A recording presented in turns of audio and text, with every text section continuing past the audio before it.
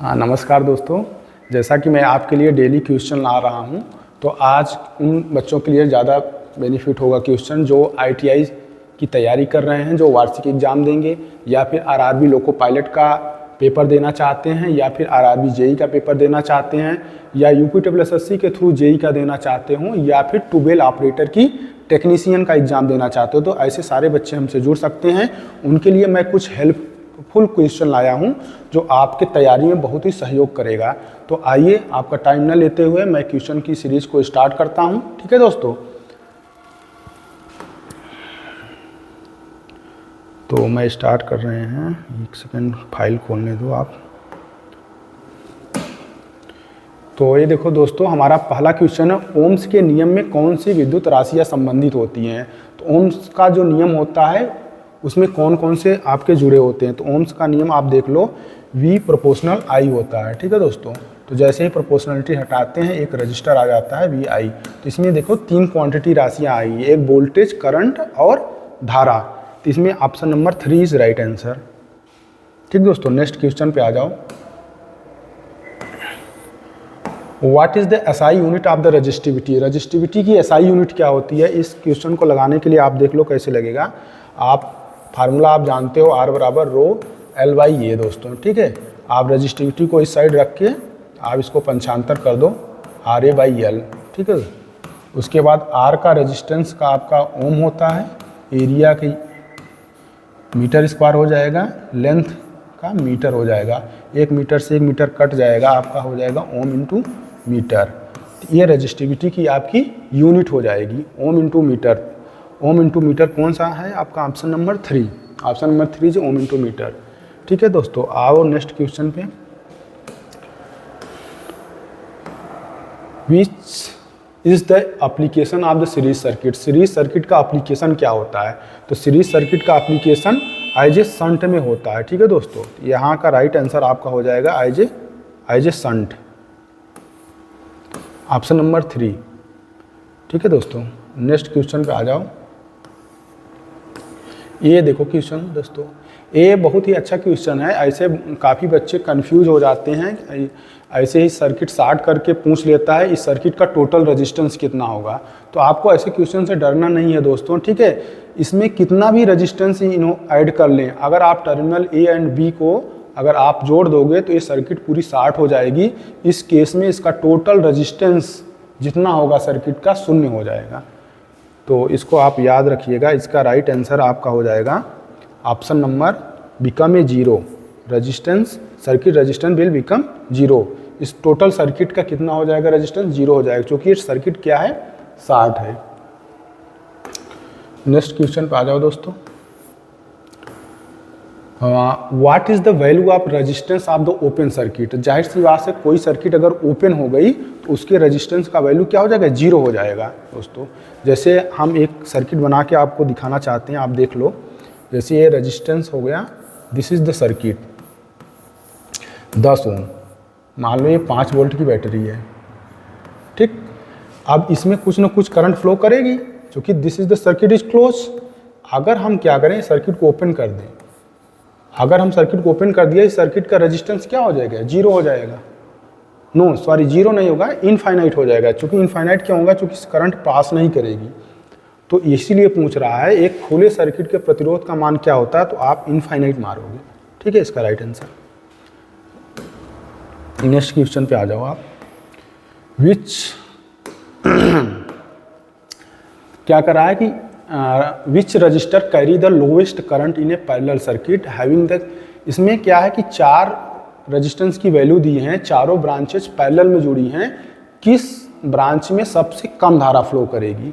तो इसको आप ऐसे दोस्तों समझ सकते हो, जैसे सपोज दैट ये एक रजिस्टर है, 4 ब्रांच में इसमें एक रजिस्टर है, ये चारों ब्रांचें जो हैं इस तरीके से जुड़ी हैं एक वोल्टेज सोर्स से।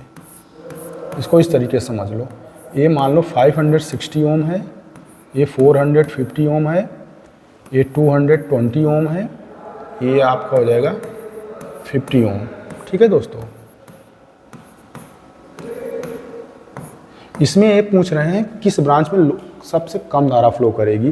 तो आप ये हमेशा याद कर लो जिस ब्रांच का रेजिस्टेंस सबसे ज़्यादा होगा पैरेलल में, उसमें धारा सबसे कम फ्लो करेगी दोस्तों। ठीक है, तो आपका 560 वाला इस राइट आंसर हो जाएगा। ठीक है दोस्तों,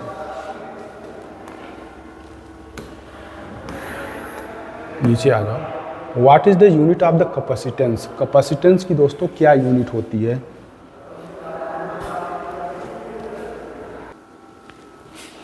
हाँ तो दोस्तों ये वाला क्वेश्चन आप देख लो, क्या था, what is the unit of the capacitance? Capacitance की यूनिट क्या होती है? फैरेड होती है। ठीक है दोस्तों, क्या होती है? Farad. Option number no, option number 3 is farad. इसकी एक यूनिट और होती है, आप ये देख लो, Q बराबर CV।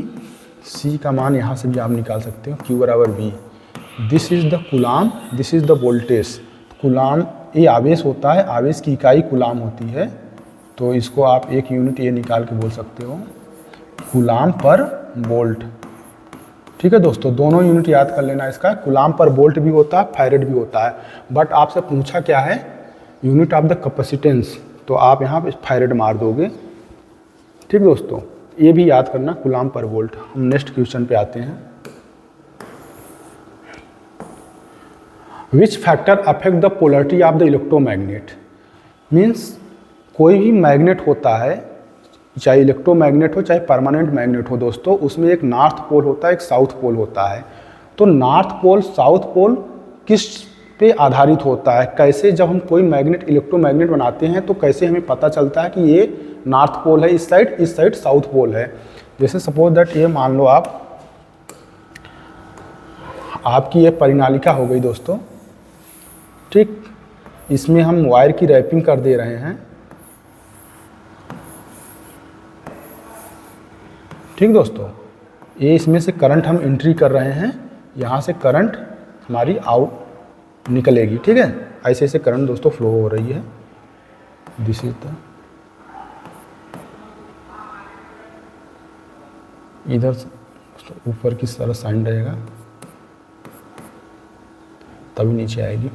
तो ये कह रहे हैं कि विद्युत चुम्बक की ध्रुवता को कौन सा कारक प्रभावित करता है? तो आप इसमें मारेंगे डायरेक्शन ऑफ द करंट। अगर डायरेक्शन इधर से एंट्री करेगी दोस्तों, तो इस साइड नॉर्थ बनेगा और इस साइड साउथ बनेगा। इसको आप दो नियम से समझ सकते हो। इसको एक तो फ्लेमिंग का आप राइट हैंड रूल से निकाल सकते हो, राइट हैंड पाम रूल से, या फिर एक क्लॉक फेस रूल होता है। क्या दोस्तों होता है? Clock face rule. ये क्या होता है दोस्तों? क्लॉक फेस रूल क्या होता है? इसके एक एंड से आप ऐसा देखो, अगर इसमें धारा की दिशा आपको एंटी क्लॉकवाइज नज़र आती है, ये फेस से आपको देखना है इस सोलेनोइड कॉइल को, अगर आपको धारा की दिशा किस तरीके से दिखती है, एंटी क्लॉकवाइज दिखती है, तो आप बोलोगे एक ये नॉर्थ पोल इस साइड क्रिएट होगा। अगर इस साइड देखने से आपको क्लॉकवाइज अगर धारा फ्लो हो रही है, तब आप बोलोगे इस साइड साउथ पोल क्रिएट हो रहा है। ये रूल बोलता है clock face rule.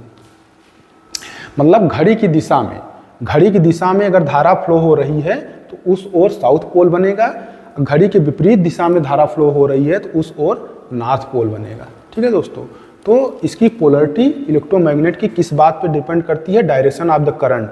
Direction of the current north south means clockwise move कर रही है कि direction of current anti clockwise move कर रही है इंड से देखने पर, या इस इंड से देखो या इस इंड से देखो। इस आधार पे आप ये बता सकते हो कि इसकी ध्रुवता क्या होगी, किस साइड नॉर्थ पोल बनेगा, किस साइड साउथ पोल बनेगा। आप नेक्स्ट क्वेश्चन पे आ जाओ दोस्तों। What is the unit of the परमियंस? परमियंस की इकाई क्या होती है? तो दोस्तों इसको पहले आप एनालॉजी की तरह समझ लो। परमियंस होता क्या है? जिस हिसाब से इलेक्ट्रिक सर्किट में इलेक्ट्रिक सर्किट में क्या होता है? कंडक्टेंस।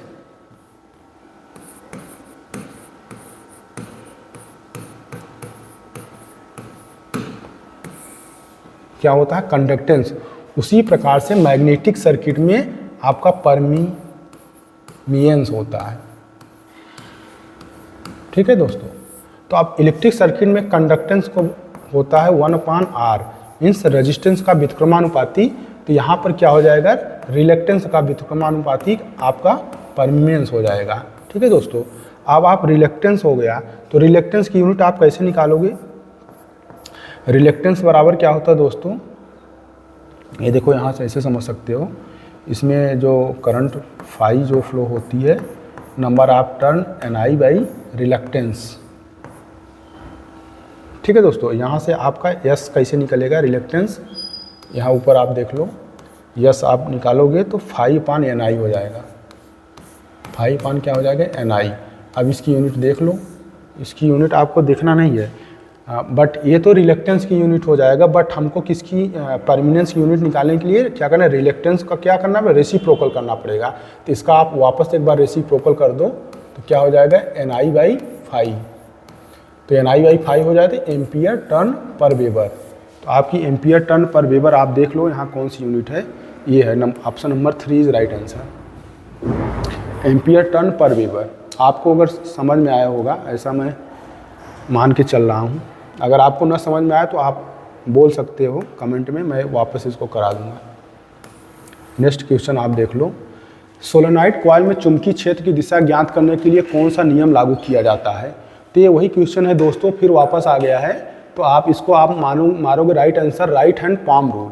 ये राइट हैंड पाम रूल या इसका राइट आंसर होगा, या तो अभी हमने जो बताया हूँ क्लॉक फेस रूल। कौन सा इसमें फॉलो करोगे आप, क्लॉक फेस रूल, या ये ऑप्शन आप यहाँ पे यूज कर लेना, या ये ऑप्शन।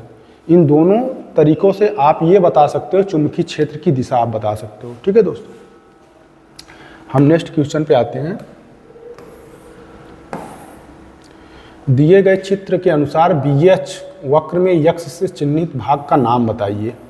ये आपका BH कर्व है, इसको मैं और डिटेल में बना देता हूँ, आप देख लो। होता क्या है दोस्तों, जब हम इलेक्ट्रोमैग्नेट बनाते हैं तो हम जब उसकी तीव्रता H को बढ़ाते हैं तो उसमें मैग्नेटिज्म का गुण आता है।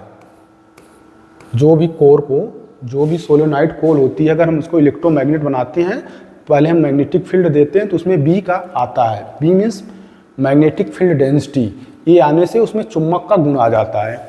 ठीक है, जैसे हम इसको बढ़ाते हैं तो ये इस तरीके से बढ़ता है दोस्तों।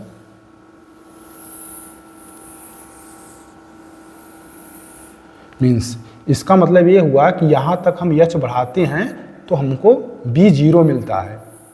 ठीक, जैसे ही अब यहाँ से H हमने बढ़ाना स्टार्ट किया, अब हमको B मिला, यहाँ पर आकर हमारा B सेचुरेट हो गया। अब आप H को कितना भी बढ़ा लो लेकिन B नहीं बढ़ेगा दोस्तों। फिर जैसे ही हम H को घटाते हैं, यहाँ पर इस पॉइंट पे अगर आप देखोगे, अगर ये पॉइंट A है तो यहाँ पर हमारा H क्या हो गया, 0। लेकिन B हमको कुछ ना कुछ मिल रहा है। B कितना मिल रहा है, AO के बराबर। तो इस पॉइंट को आप रेडिजुअल मैग्नेटिज्म बोलते हो, अवशिष्ट चुंबकत्व। मीन्स हमने जिसको दे के इंटेंसिटी दिया उसमें मैग्नेट का गुण आया, हमने इंटेंसिटी हटा लिया फिर भी उसमें चुंबक का गुण बच गया, इसको बोलते हैं हम रेजिडुअल मैग्नेटिज्म। और इसमें लेकिन पूछा क्या है, यहाँ इस वाले पोर्शन को पूछ रहे हैं कि इसको क्या बोलते हैं। तो जैसे ही हम माइनस में H देते हैं, H means magnetic field strength को हम माइनस में घटाते हैं, तो यहाँ पर हम इस वैल्यू को यहाँ पे ले आएंगे, तब जाके हमारा B 0 होता है, इतनी वैल्यू। अब जितना हमने माइनस में फोर्स लगा के हमने B को 0 किया, इसको बोलते हैं कोरोसिटिविटी, निग्राहिता। मीन्स जो अवशिष्ट चुंबकत्व को पूरी तरीके से खत्म करने के लिए जितनी माइनस विपरीत दिशा में मैग्नेटिक फील्ड लगाना पड़ता है, उस पॉइंट को बोलते हैं कोरोसिटिविटी, निग्राहिता दोस्तों। ठीक है, अब आप नेक्स्ट क्वेश्चन पे आ जाओ। What is the unit of the reluctance. ये सेम क्वेश्चन है दोस्तों, रिलेक्टेंस की यूनिट आप कैसे निकालोगे देख लो एक बार वापस। रिलेक्टेंस S बराबर होता है NI/φ, सॉरी दोस्तों NI/φ। तो NI means ampere into turn पर वेबर। ठीक दोस्तों, इसमें आप आंसर देख लो, ऑप्शन नंबर 3 राइट आंसर हो जाएगा आपका, एम्पियर टर्न पर वेबर। ठीक है, इसको हटा रहे हैं। नेक्स्ट क्वेश्चन आप देख लो 13 नंबर। यह कौन सा परिभाषित करता है कि फ्लक्स घनत्व सदैव चुंबकीय बल से पीछे होता है। तो इसमें कौन सी टर्मिनोलॉजी होती है दोस्तों कि यह बताती है कि हमेशा फ्लक्स घनत्व जो होता है वो आपकी इंटेंसिटी से पीछे होता है। ठीक है दोस्तों, तो इसमें आपके हिस्टेरिसिस का जो पॉइंट होता है ये आपको बताता है। ठीक है दोस्तों, हिस्टेरिसिस एक ऐसा पॉइंट होता है जो आपको यह बताता है कि हमारा फ्लक्स घनत्व जो होता है, फ्लक्स डेंसिटी जो होती है मैग्नेटाइजिंग फोर्स से हमेशा लैग करती है। नेक्स्ट क्वेश्चन पर आ जाओ दोस्तों। What is the SI unit of the flux density. Flux density की दोस्तों एसआई यूनिट क्या होती है। तो फ्लक्स डेंसिटी की एसआई यूनिट टेस्ला होती है दोस्तों। ठीक है, क्वेश्चन नंबर 15 आप देख लो। कौन सा कारक है किस पदार्थ की पारगम्यता को बदलता है। Means permeability of the material किस पे डिपेंड करती है। तो आप इसको आप मार सकते हो फ्लक्स डेंसिटी। इसका option number 2 is right answer है। ठीक है दोस्तों, आज की सीरीज़ मैं यहीं पे ख़त्म करता हूँ। आगे की स्लाइड हमने काफ़ी सारे क्वेश्चन बना के रखे हैं आपके लिए, तो मैं कल इसको आगे कंटिन्यू कैरी करूँगा। तो दोस्तों हमारे चैनल को ऐसे ही लाइक शेयर और सब्सक्राइब कीजिए। आपको ऐसे ही कुछ अच्छे अच्छे क्वेश्चन हमारे द्वारा प्रतिदिन दिए जाते रहेंगे। ठीक है दोस्तों, ये आपके कहीं ना कहीं यूजफुल होगा। इसका एक बार आप वीडियो स्लो मोशन में करके आप इसका रिवीजन कर लेंगे तो आपके लिए ज़्यादा बेनिफिट होगा। ठीक है दोस्तों, धन्यवाद।